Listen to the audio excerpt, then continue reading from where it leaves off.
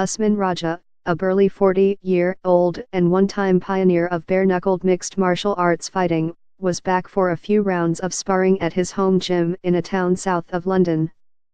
But before stepping into the ring, he wanted to talk instead about his new vocation, the rehabilitation of Islamist militants. The biggest things these extremists get from it is community, Mr. Raja said, ticking off the names of the convicted terrorists now working with him. They treat each other with love and they hate everybody else. These are boom times for Mr. Raja's new line of business. The retreat of the Islamic State from its last Syrian strongholds is raising alarms about militants returning home to Britain and the West, and the British government has enlisted Mr. Raja to work with at least 30 Islamic State returnees. Groups as far-flung as the Los Angeles Police Department and the Combating Terrorism Center at West Point have sought out his advice on how to deal with violent extremists.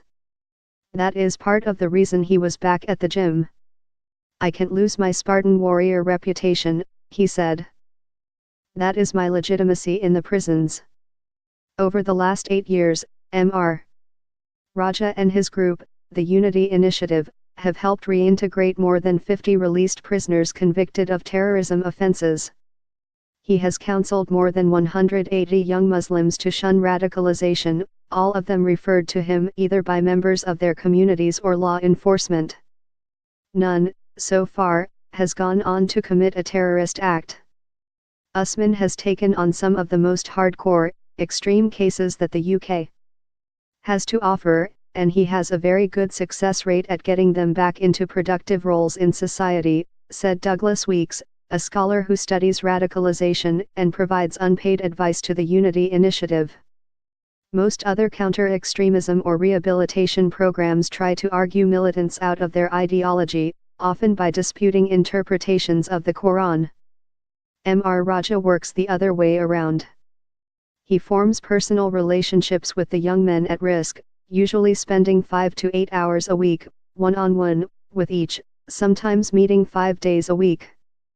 He builds their sense of engagement in a community, and then watches for the ideological or religious arguments to fall away. That is where the mixed martial arts come in, Mr. Weeks said. It gives him street cred, and a starting point to have some of these conversations. Mr. Raja might pass for one of the convicts he works with. He shaves his head, trims his thick beard back to his jawline, and wears a braided leather cord close around his neck. A silver ring on his right hand is shaped like a talon, to double as a weapon.